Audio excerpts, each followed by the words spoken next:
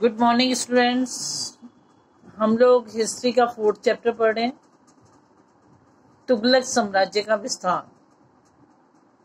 गयासुद्दीन तुगलक, जिसने 1320 से 1325 ईस्वी तक शासन किया, ये शासन सिर्फ 5 वर्ष ही कर पाया। खिलजी वंश के तुरंत बाद तुगलक साम्राज्य का विस्तार होना आरंभ हो गया। ठीक है, क्या अभी से आपने 3rd चैप्टर पढ़ा था खिलजी वंश। जैसे ही खिलजी वंश का अंत हुआ तो एक नया साम्राज्य सामने आ गया, उस क्या था? तुगलक वंश। तुगलक वंश के लोग सुलझे हुए प्रशासक और चुस्त कार्य प्रणाली के लोग थे। मतलब कह रहे हैं कि तुगलक वंश के जो लोग थे अच्छे प्रशासक थे, अच्छी तरह से अपना राज्य चलाना जानते थे, अपना प्रशासन चलाना जानते थे, हर कार्य को चुस्ती फुर्ती से कर लेते थे। इन्होंने खिलजी वंश की चल रही प्रणाली में केवल मामूली फेर बदल के साथ उसे उसी रूप में लागू कर दिया। अब उन्होंने कहा कि खिलजी वंश ने जो भी प्रणाली चला रखी थी, जो भी सिस्टम चला रखा था, उन्हीं नियमों को में थोड़ा सा बदलाव किया और उसी को अपना लिया। इन्होंने अपने कोई मतलब नए नहीं बनाए, नए रूल नहीं बनाए इन्होंने। इन लोगों ने कृषि को प्रोत्साहित किया, पूर्व की शांति व्यवस्था एवं कानून व्यवस्था को लागू किया। तुगलक वंश का संस्थापक गयासुद्दीन तुगलक था और गयासुद्दीन का शासन केवल 5 वर्षों तक रहा। अपने संपूर्ण शासन काल में गयासुद्दीन केवल व्यवस्था ही बनाता रहा। उन्होंने कहा कि उसने क्या किया कि उसने एक तो कृषि को ज़्यादा प्रोत्साहित किया गयासुद्दीन ने, और या फिर शांति व्यवस्था लागू करता रहा। तो ऐसी व्यवस्था ही बनाता रहा, वो ज़्यादा टाइम तक शासन नहीं कर पाया। 5 वर्ष के बाद उसका अंत हो गया। इसके बाद गयासुद्दीन तुगलक के बाद मोहम्मद बिन तुगलक आ जाते हैं 1325 में। 1325 ईस्वी से ये 1351 ईस्वी तक रहते हैं। ये कम से कम 26 वर्ष गद्दी पर बैठे थे दिल्ली की। गयासुद्दीन तुगलक के बाद मोहम्मद बिन तुगलक उसका उत्तराधिकारी बना। होता था ना कि भाई एक हटता था तो उसके बाद दूसरा किसको बिठाना है, तो यहाँ पर जो दूसरा बैठा वो मोहम्मद बिन तुगलक बैठ गया। मोहम्मद बिन तुगलक का शासनकाल काफी लंबा था। उसने 26 वर्षों तक शासन किया, दिल्ली की गद्दी पर बैठा। उसने बहुत सी नवीन योजनाएं बनाई। ठीक है, इसने बहुत नई नई योजनाएं बनाई। और मोहम्मद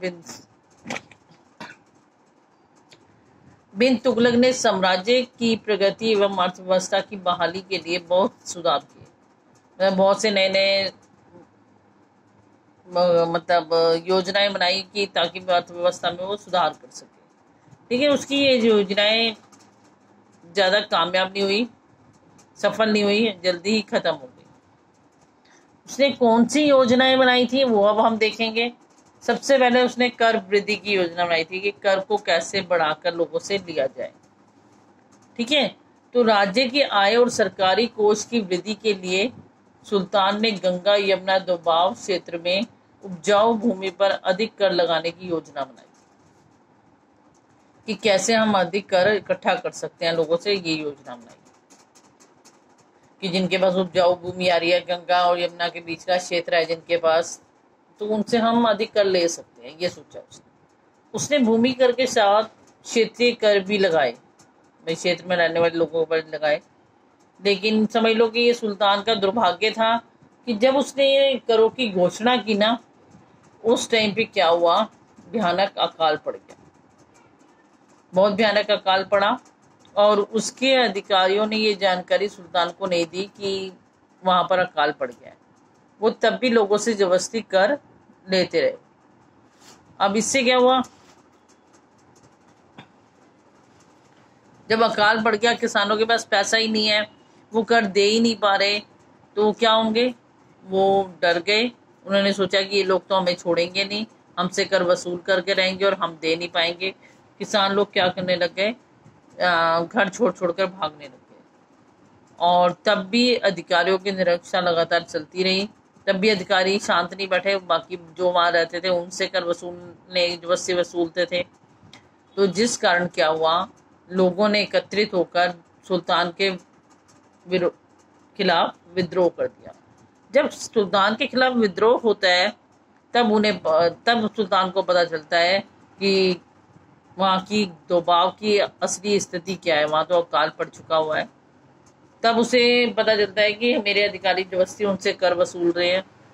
तब वो उन्हें आश्वासन देता है, उन्हें ऋण देने की कोशिश करता है, उन्हें बीज वगैरह देने की सहूलियत दिखाता है, लेकिन तब तक बहुत देर हो चुकी होती है।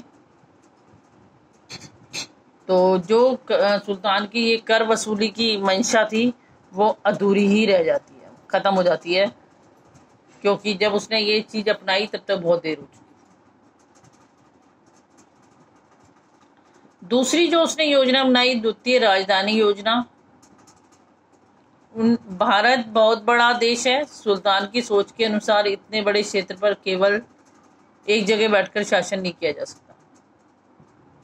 अतः सुल्तान ने दक्षिण भारत के राज्यों पर पूर्ण नियंत्रण एवं अन्य राजधानी का निर्माण करने की योजना बना दी। उसने योजना बनाई कि एक जगह बैठ के अगर मैं सब पर शासन करना चाहूंगा तो पॉसिबल नहीं है, मुझे एक राजधानी बनानी चाहिए। ठीक है, तो उसने दक्षिण कि मैं ताकि दक्षिण भारत पर भी अपना पूर्ण नियंत्रण हासिल कर सकूं, इसके लिए मुझे एक राजधानी का निर्माण करना चाहिए। तो ये क्या करता है सुल्तान देवगिरी को अपनी राजधानी बना देता है और इसका नाम बदलकर दौलताबाद रख देता है। ठीक है, देवगिरी को दक्षिण में जाकर मतलब देवगिरी को अपनी राजधानी बनाता है और उसका नाम भी बदल देता है, देवगिरी का नाम कर देता है दौलताबाद। दिल्ली से दौलताबाद के बीच की व्यवस्था की गई, मतलब यातायात व्यवस्था भी कर दी गई ताकि आसानी से लोग दिल्ली से दौलताबाद जा सकें और दौलताबाद से दिल्ली आ सकें इसके लिए। परंतु दौलताबाद एवं दिल्ली की जलवायु का परिवेश में बहुत अंतर था। अब लोगों को दिल्ली की जलवायु कुछ थी, दौलताबाद की कुछ थी, तो वो परेशान हो रहे थे। ठीक है, अतः सुल्तान ने को भी दौलताबाद छोड़कर, तो दिल्ली वासियों ने बार बार वापस लौटने का दबाव डाला कि हमें वापस लौट जाना चाहिए। ठीक है, तो सुल्तान को भी लगा कि ठीक है, हमें इतनी दूर बैठकर शासन किया भी नहीं जा सकता, हमें क्या कहते हैं दिल्ली जाना चाहिए। तो अब क्या होता है, दौलताबाद छोड़कर दिल्ली जाने का निर्णय ले लेता है सुल्तान। उसने भी महसूस किया कि दोनों नगरों के बीच अधिक दूरी है और ऐसा नहीं हो पाएगा, तो हमें वापस ही जाना चाहिए, साम्राज्य की सुरक्षा करनी है। तो जबकि दक्षिण भारत में बैठकर यह संभव नहीं था, अतः वह वापस लौट जाता है और उसका जो है दूसरी राजधानी बनाने का जो सपना था, ठीक है, जो द्वितीय राजधानी की योजना बनाने का सपना था, वो भी अधूरा रह जाता है। तो आज के लिए बेटा इतना ही, नेक्स्ट क्लास में इससे आगे करेंगे, इससे अच्छी तरह रीड कर लेंगे। थैंक्स।